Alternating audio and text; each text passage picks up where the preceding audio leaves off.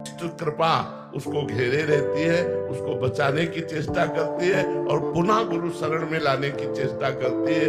हमारी स्वामिनी जी का स्वभाव कभी ने कहो न रिस कहूं भूली हूं न होत सकी, कभी गुस्सा नहीं होती। पर गुरुदेव के रूप में गुस्सा भी देखा जाता है कि अगर असत आचरण करोगे तो आपको डांट देंगे, और गलत आचरण किए तो आपका त्याग कर देंगे, आपके ऊपर दंड विधान रख दे। लेकिन इष्ट का स्वभाव ऐसा नहीं है।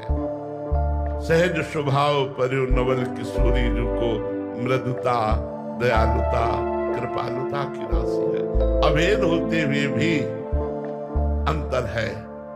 गुरु एक प्रगट में जब मनुष्य शरीर में आते हैं तो सीमित बल वाले होते हैं, वही असीम बल वाले भगवान ही गुरुदेव के रूप में आए हैं, पर सीमित एक बल और स्वभाव गुरुदेव का जो इष्ट का वो एक ही होते हुए भी अंतर पाया जाएगा।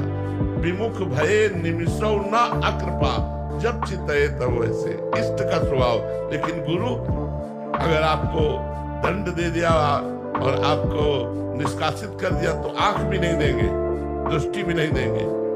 आप सुधार करो अपना, क्योंकि वो सुधारने के लिए आए हैं, इसलिए दंड विधान भी करेंगे। पर गुरु जब कोई हृदय से मान लेता है किसी संत को, तो चाहे जितना वो पतित हो जाए, जब तक उसका उद्धार नहीं होता तब तक वो चैन नहीं लेते। चाहे जन्म भले लेना पड़े, लेकिन वो शिष्य का परम कल्याण कर देते हैं। पर शिष्य का त्याग करते हुए देखा गया, शिष्य को शासन में लेते हुए देखा गया, दंड विधान करते हुए देखा गया। पर अगर शिष्य शरणागत बना रहे, भाव पुष्ट रहे, तो उसका काम बन जाए।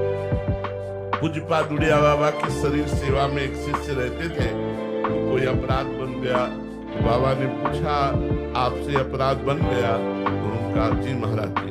तो कहा 3 वर्ष तक हमें मुंह मत दिखाना, हमारे सामने 3 वर्ष तक मत आना, जाओ। और वो रोज 8 पहर उनकी शरीर सेवा में इतना बड़ा दंड की मुख मत देखना और न दिखाना। अब तो व्याकुल हो गए, पर गुरु आज्ञा चले गए और गंगा किनारे एक झोपड़ी बनाकर भजन करने लगे और रोते। तो गुरु के वियोग में 3 वर्ष में उन्हें ब्रह्म साक्षात्कार हो गया। अब इसे गुस्सा माने या कृपा माने? कृपा।